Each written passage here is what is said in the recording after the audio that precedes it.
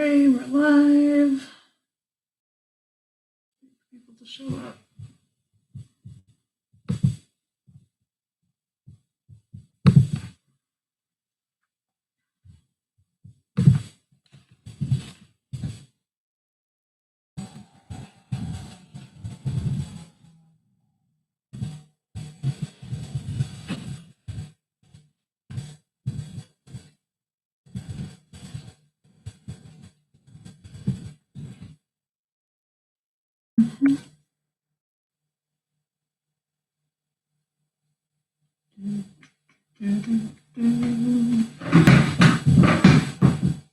Hello.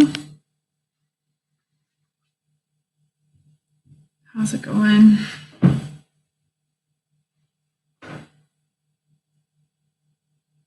feel bad for anybody who watches these after the fact and just sits through 5 minutes of me dinking around. Oh well.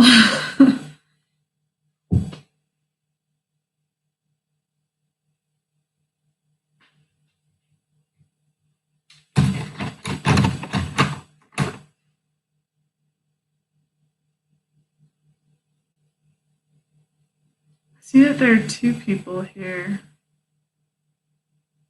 If you haven't said hi already, say hi.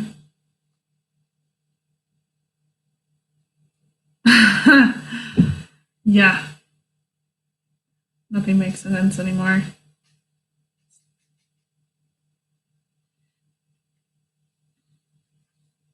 I woke up today at 7:30 and I was like, wow, that's so early. I used to wake up at 5 in the morning.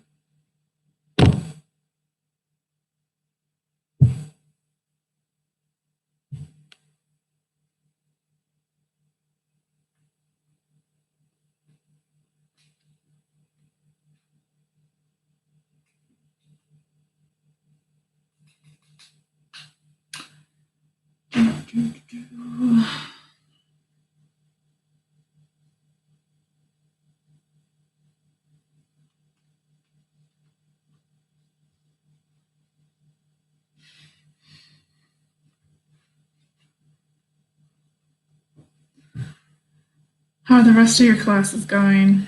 Are they difficult or pared down, or I don't know, how's it going?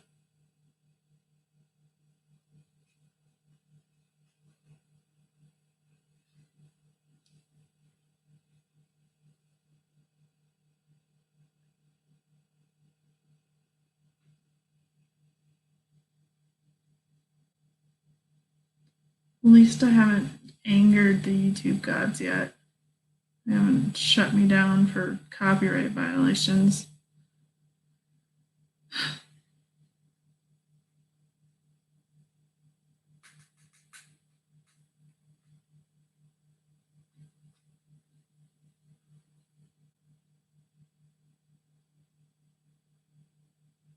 I bet. Yeah, I have one, but it sort of depends on the day, on whether or not it wants to be a functional printer. But I'm surprised you have to print a lot of things off for your classes. Or do you have to like mail them in or what?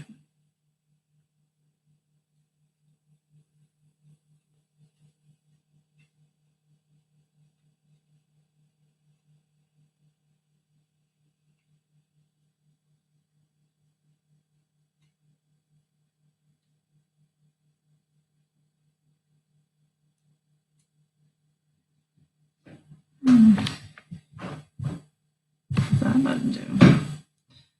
I shouldn't push buttons, but now I'm just curious.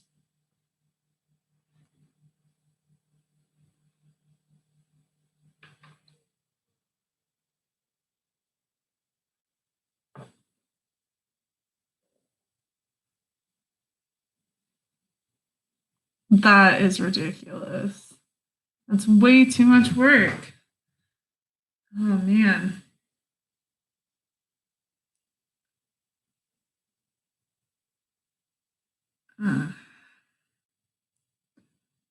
Hi, Laura.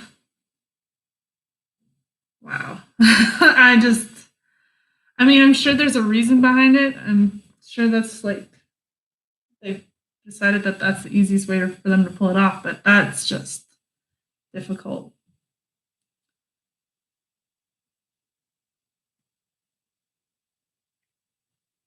Anyway.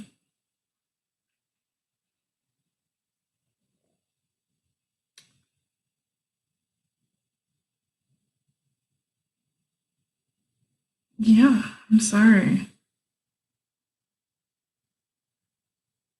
You'd think he'd let you at least write the assignments out on a different piece of paper and then just take a picture of that and send it.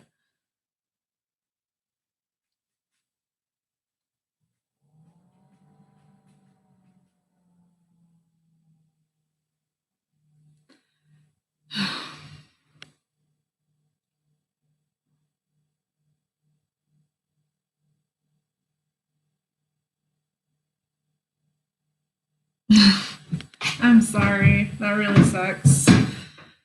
But at least we only have one more month of all this. So there's that to look forward to.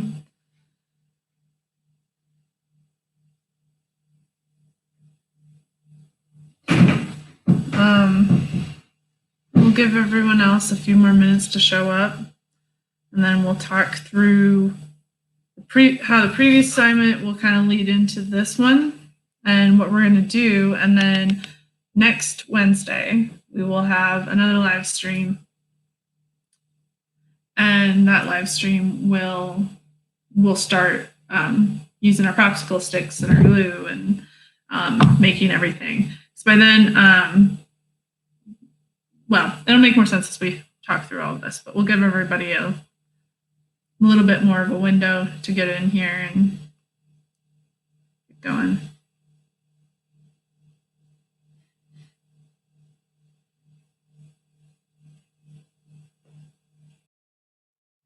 Mm-hmm.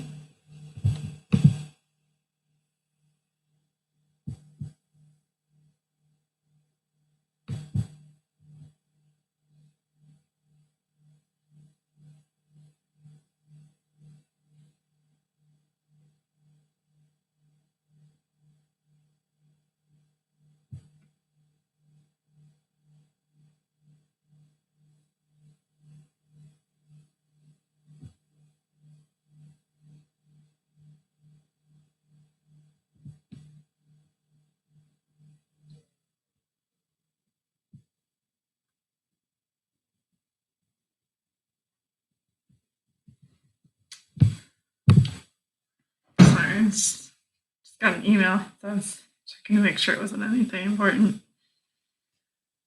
Ugh. Well, how's everything else going? Is anyone going stir crazy? Or are we all staying calm and chilling with our situation?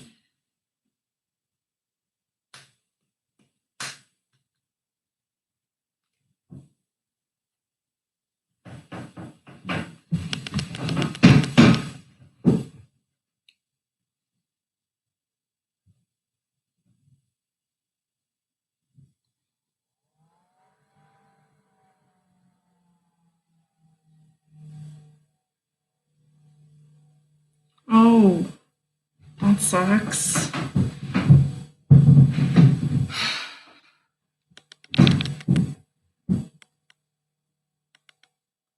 So I suppose that the reason is that that old man might have coronavirus or did, and now you're quarantined to make sure you don't spread it, or what? If you get it.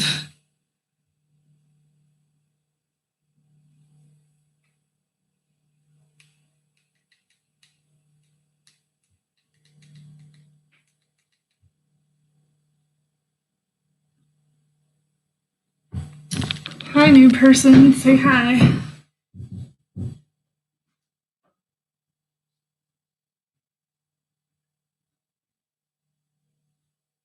Hi, Manny.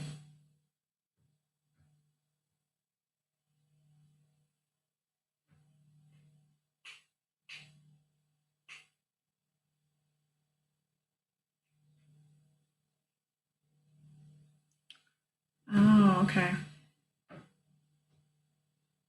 I see. Yeah, the social distancing thing is hard, especially since I don't know about you guys, but because we were already on spring break, before all of this happened, I did a little bit of traveling, but not much, and so kind of just been isolated for a month. It's a drag, but we'll get through it.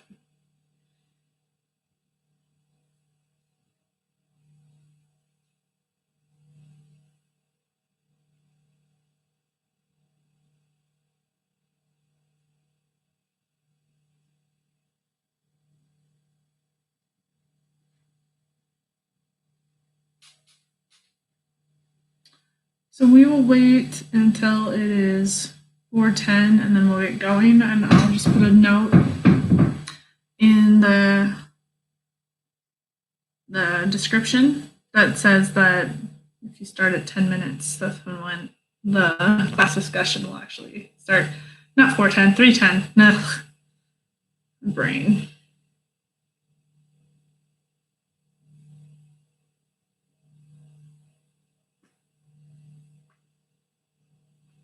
I do hope all of you are staying safe out there and making safe choices. As much as possible, as boring as it is, try and stay in your house because otherwise we'll be doing the same thing come August. So.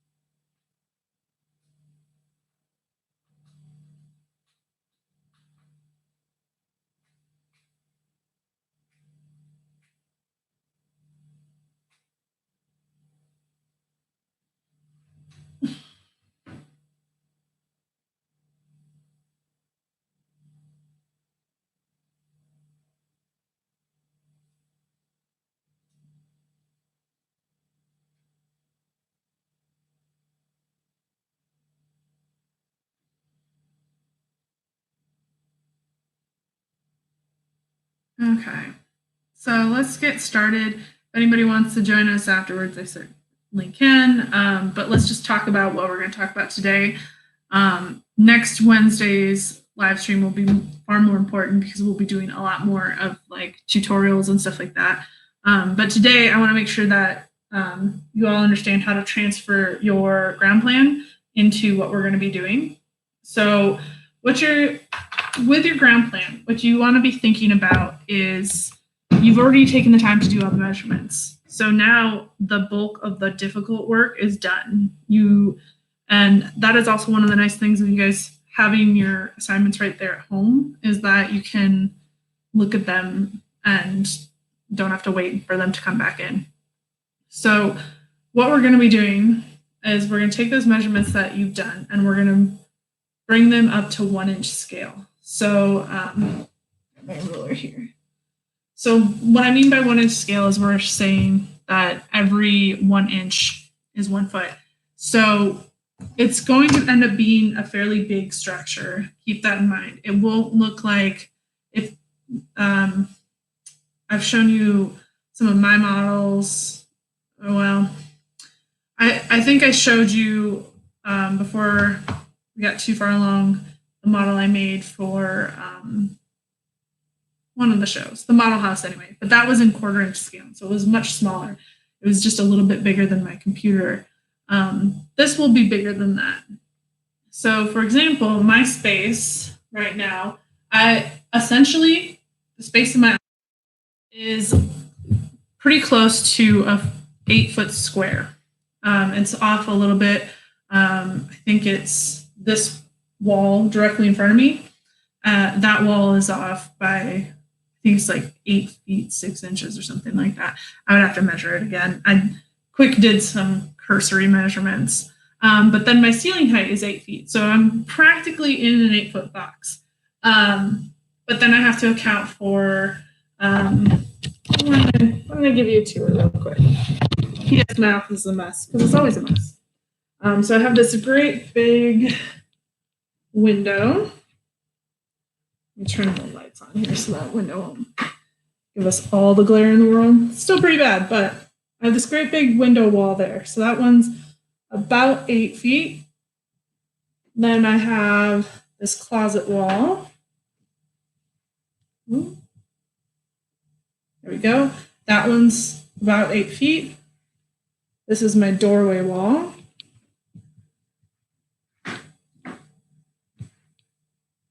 There. And my last wall. And we're going to skip past that because I'm a little afraid that that poster is going to set off the, you're violating copyright laws. It's like, don't worry about it. It's fine. But so that's the space that I'm working with. Within my space, I have a bookshelf, I have my desk, and obviously I have a few things hanging on the wall. I'll have to make my window and my closet doors. And so I think what ultimately I'll cut off so that I don't accidentally make a mistake of trying to show you that wall again is this wall that has the poster on it. So, and that's what you're going to be doing. You're going to pick one wall of your room.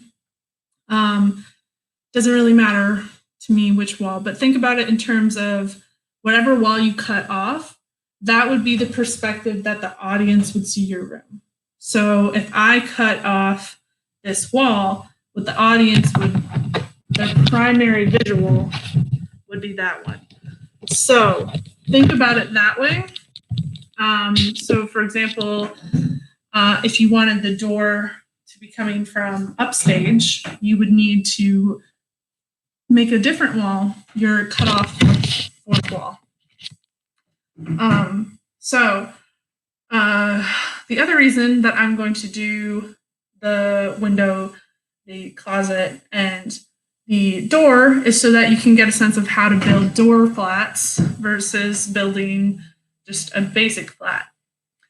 Another thing that you want to, that you wouldn't have already measured for, that you want to take into account is more often than not, it's not impossible to do a wider wall, but more often than not, we tend to cut things off at 8 feet. So let's say that this wall was one that I was going to build, and let's say that it was 9.5 feet. Then typically what I would do is I would split this completely flat wall into 2 walls. And so I would have one that was 4.5 feet and the other one would be 5 feet. And I would put them together to make that 9.5 foot wall. The reason that we do that is because a lot of times our materials aren't, it's not that they wouldn't be strong enough if we structured everything together correctly, but it's pretty rare that you have a shop that is directly connected to your theater. In our case, we do. Both of our theaters are feet away from our shop. But even with that, our shop, if we were to build a set that spanned the entire space of our theater, we would still need to break it up into pieces because there'd be no way for us to carry it in from our shop to our theater. Now, if we built it directly on our stage floor, there could be some wiggle room there. But most people just don't build that way because it's a lot easier to build pieces and put those pieces together than to build one solid unit. And when you think about it, houses are built that way too. They don't build all 4 walls at once. They put the studs up for one wall here and one wall here, and then they join them so that they can support each other. And then they do the same and keep going throughout the house. They aren't going to build one never-ending structure. It's just really difficult to manage. So you're going to want to be thinking about that too. So what you would want to measure to figure that out is think about where it would be good in your room to break up your wall. So for example, a lot of times when we make a door wall, we make that door wall 4 feet wide. And the reason that we do this is because most doors are 3 feet wide. And then with trim, become 3.5 feet wide. Which, as a reminder, why is that usually the case? Because of the thickness of your trim is going to be multiplied times 2, so you get pretty close, even if you have 2.5-inch trim to getting 3.5 inches. So something to think about. So typically we'll make a 4-foot door wall, and then the remainder of the wall will be its own separate wall, because that way you have more control of that door wall. One of the biggest things we run into as a problem, especially when we're using Hollywood flats, is that you don't get that proper, Broadway flats, is that you don't get that proper sound that happens when you shut a door. And so someone will slam a door dramatically, and that's great acting wise, but the set isn't there to support it, so you won't get that noise, and it immediately takes audiences out of the performance. And so you either have to supplement it with a sound provided through the speakers, or you have to essentially have your actor find another way to show aggression on their way out the door. Anyway, so that's how you guys will want to look at your ground plans, look at where you can maybe make some of those breakups happen.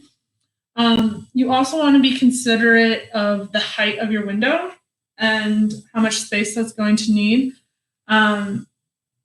In some cases, I have seen stacked walls. It doesn't happen very often, but let's say you had a wall of windows. So you build this section of wall, and then you build this section of wall. We do that more often when the set is really tall. So let's say you had these big vaulted ceilings that are, so your walls are something like 16 feet tall, and the breakup is really weird. That might be a reason to do a stacked wall, but I don't think any of you, having looked at your ground plans, have any reason to do that. The other thing to keep in mind is let's take a look at my closet real quick. So with my closet, I've got the sliding door kind of closet. When I'm making this for my model, I'm not just going to build this wall and then put 2 doors in front of it. In order to communicate this to my director, I would need to build the interior of my closet as well. So I would need the wall that's on the side here. I would need this back wall here. I would need all of that information also taken into account so that I can build that out. And the reason that you need to know that you need to have that in your model, if it's going to be there, is 1, your carpenters need to know they need to build that. But 2, your director needs to know that that's an actable space, and it's not just an imagined closet, but it's a real closet. And so you can have an actor go in there to, I don't know, jump out and surprise another actor kind of thing. And having those kinds of spaces where you can hide things and people is really great. And if I was doing this as a set designer, what I actually would do is I would choose one of the sides of my closet, and I would take one of the walls off of it so that your actor could actually escape through that door, which would be really great for like a murder mystery where suddenly they just like are gone and you're like, what, how? So yeah. The other thing you want to think about as you're prepping for all of this is you want to basically have a cheat sheet of, I'm going to build a wall that is 4 feet wide by 8 feet tall. Or I'm going to build a wall that is, 8 feet wide by 2 feet tall, because you've got one of those weird medium things. Whatever it might be, you want to have a cheat sheet of all the different things that you need to build. Your doorway walls, your window walls, what those will mean. And then if you go to your Stagecraft handbook, there is a perfect example of a lot of what those walls will look like in chapter 6. I'm going to be posting the wall construction video really soon. I had to edit a bunch of it because it just got jumbled and it wasn't the best film job. I'll admit, guys, it's not going to be amazing, but you should still be able to get some decent information out of it. So, but yeah, I'm still editing it because I'm trying to make it as user-friendly as possible, but it's not quite there yet. But I will be posting it at least before Monday at the latest.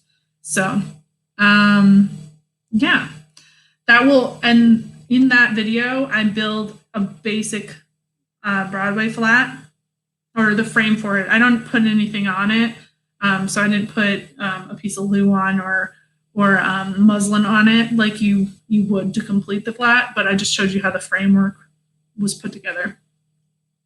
And then I talked a little bit about platforms, but not too much because ultimately I didn't have I had to hold the camera while I was working or set it up in a very specific way.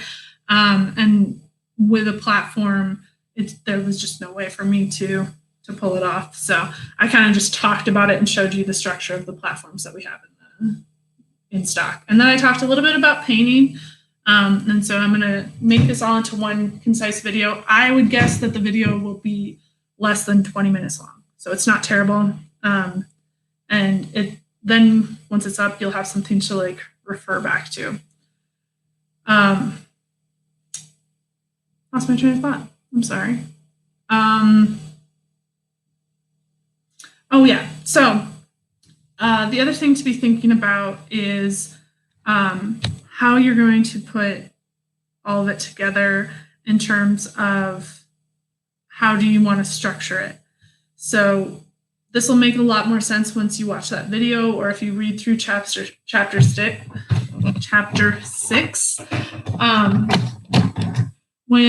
If these are the edges of my wall, I need to make sure that in the corner spaces of the room, that they can sit flush against each other and not create a weird extension. And so you want to be thinking about how that will work too. So you want to consider the width of your popsicle sticks, the width of the paper that you're going to be using, things like that. The next thing that you want to be thinking about as we move forward, and these are the things that you can start working on your own, because building props is its own ball game. There isn't a hard and fast rule for how to build any kind of prop, because you sometimes need to do some kind of crazy thing in order to make it happen. I once worked on a show where we had to do a mummy sarcophagus, and we made it out of blue foam and glue and just carving forever because it needed to be light enough for 2 people to move it on stage. So with props, you don't have to follow a formula to make it. So what would be considered props in the room that you're creating would be like your furniture, and maybe if you wanted to add in little details like the stuff you have on your furniture. So for example, this is my very, very messy desk. You guys will see a lot more of it in the days to come. But if I was going to do this, I would make my desk, my bookshelf back there. I've got some storage container with some extra materials that I don't really use anymore, and my very, very fancy chair. And so I would build all of those however I saw best. So you guys can do that too. You can start working on those pieces. Of course, if you don't, I keep saying, of course, if you want to wait to work on them and wait for when you can get feedback, you certainly can. But if you wanted to work on them, let's say you wanted to work on your bookshelf and you wanted to get as far as you could on it before you needed my feedback, then you could present it to me and I could give you some feedback. On that note, I think that we probably will want to switch over to Zoom after Wednesday. Wednesday is just going to be demonstrational. Wednesday is just going to be me explaining how we're going to build each spot. I'm going to have a couple that are pre-made that I can just show you the final product. And then I'll have some that we will work on through the video. It will be a longer live stream, so keep that in mind and be prepared for that for next Wednesday.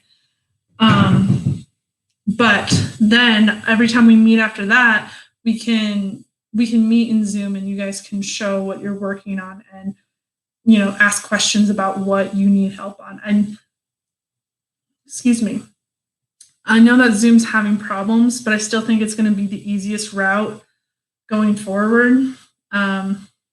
So yeah, that's what I'm thinking for that.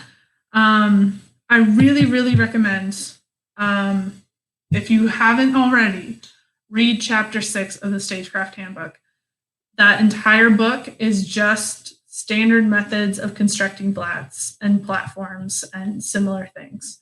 So, and it's really quick. As you've seen with all the chapters in that book, they're 50% pictures. So check it out, read it over. It will answer so many questions for you in terms of what the expectation of what these are supposed to look like. So yeah, I'm going to open the floor to questions. Yeah.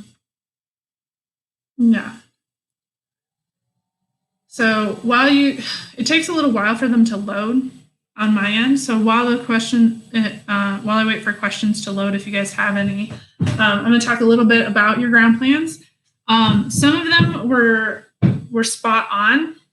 Some of you even went above and beyond and like, good. It will pay off in the long run. But a couple of things that I noticed that you would want to be cognizant of, certainly in the future, but just in general, when you're talking about construction of any kind, there really isn't any room for inexact lines. And what I mean by that is it was very apparent that some people didn't use straight edges or didn't use a scale ruler or some kind of scaling mechanism to finish their project. And if you were to hand that in to somebody, you would get one of two reactions. One, they would build it exactly as you drew it, purely out of spite. And then you would just have to deal with that. Or you would have them send it back to you and say, come back when this is finished correctly.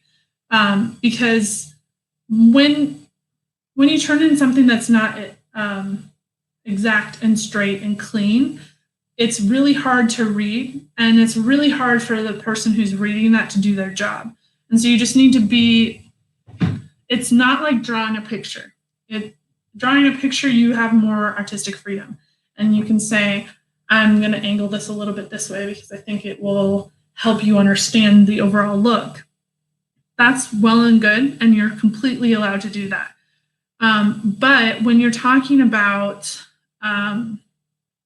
drafting, which is what your ground plan is, when you're talking about drafting, you are creating something for somebody to build their entire structure on. And so it has to be clean cut lines. There shouldn't be any of, let me quick draw an example of what I mean.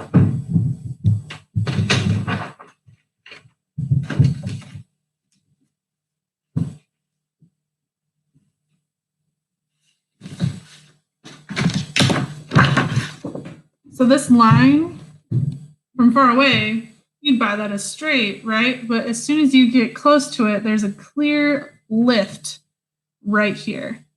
And that's to be avoided as much as possible. And things like that are completely unacceptable. That would be something that somebody wouldn't be able to build from. And so it kind of makes it so that it's no longer a good communication tool. The other thing that I wanted to remind all of you of, when you're doing a line drawing or line drafting like that, you need to designate your walls as something different. from the rest of your set. A lot of you did.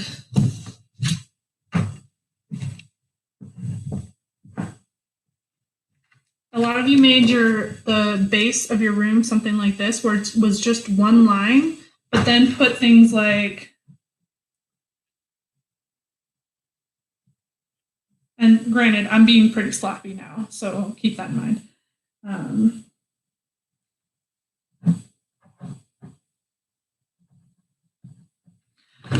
And then you did single lines for all of your bed and your desk and things like that, and whatever was in the room. And the problem with that is that it doesn't, if you don't designate your walls as being differentiated from the rest of the set, we don't know that it's a wall. It could be just you have a really big area rug. It's really important. And so quite a few of you got this spot on. And so if you're among that group, good job. And I'm being very, very sloppy right now. So don't follow the sloppy.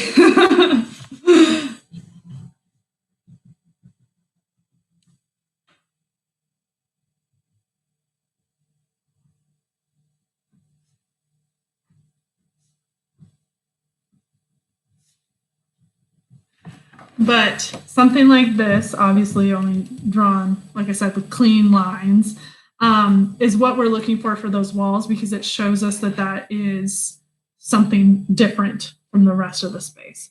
Most of you did very well on your doors. I was very impressed with that. I was a little afraid that would be something that gets lost in the shuffle with all of this. The doors, most of you designated the swing, designated that they were different from the rest of the wall. Good job on that. But yeah, those were the main things that kind of stood out.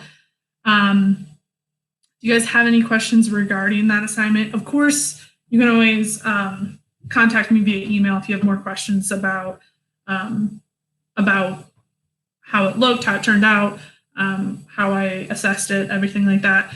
But I just wanted to be on the same page with all of that.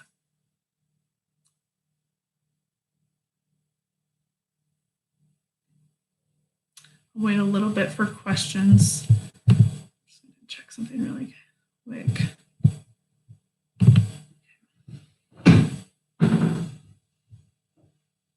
And there's only a handful of you here right now, so it might be that the people who do have questions are coming later, or couldn't be at the live stream right now. But yeah, I just wanted to make sure, because it's difficult. I feel like I'm losing a lot in terms of connection. Like, not just we lost the classes that where we would have learned how to do this physical hands-on thing, but also it's hard for me not being able to have class with you at regular times. I mean, we could meet and have class, but it wouldn't be, I don't think that it would be as useful for me to sit here and lecture, because most of what I would have lectured on, I've already lectured on. Everything else was building to you guys actually getting to do things in the shop. So anyway, so I just want to make sure I'm not leaving anybody feeling confused or overwhelmed or frustrated with how things are going. And if I am, please don't be afraid to tell me that this isn't working. Like, I'm not going to be offended that my makeshift online class is not what it should be. I'm more than willing to accept criticism on this, because this is something I've never done before. And certainly I've never done with a class that typically requires so much physical interaction. So if you're having problems, if you're having some kind of issue of any kind, please don't hold it back because you think that it'll hurt my feelings. It's impossible. I don't have feelings. I'm a robot.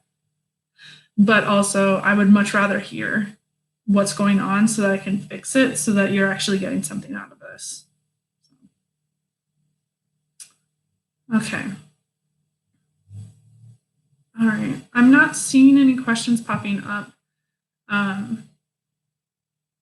But I don't want to be like, okay, bye. And then like somebody's like, wait, question. The other thing, there's one other thing I wanted to talk to you about. The other thing that you want to be thinking about is your stage floor, or essentially the house floor. You will want to make that with platform structure. So in your book on chapter 6, there is there is a breakdown in the same way it has a breakdown for the flats on how that structure is supposed to look. And I do talk about how that structure will look in the video that I'll be posting in the next few days here. Please, I will send out an email letting you know when it's up. Please take the time to look at it, because I think it will help. The book is really great, but it just shows you pictures versus this. I try to show you the process and why. I just made like a little baby flat. Like I think it's like 1 foot by 2 feet or something like that. But it still shows how that construction method would work. If there aren't any other questions, I'm not seeing any. I'm going to say that we can call this for today. Basically, get everything prepped for Wednesday. We're not going to have class, or we're not going to meet on Friday, because we wouldn't have met otherwise, because it would have been a holiday. So I'm certainly not going to make you guys live stream for a day that we wouldn't have had class. But we are going, on Wednesday, we're going to really dig in and start working on the construction part of this. So make sure, what I would do is I would create a list of everything you need to build and the size of those items. And then when we get to the point where we're doing the tutorials and then we're building them throughout class, you guys should have a pretty good sense of what you need to do in order to complete your room. So that's kind of my tip for you on that. Are there any other questions?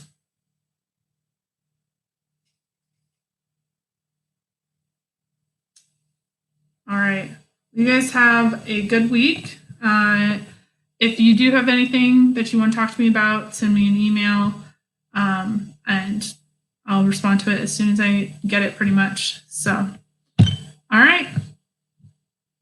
Have a good week.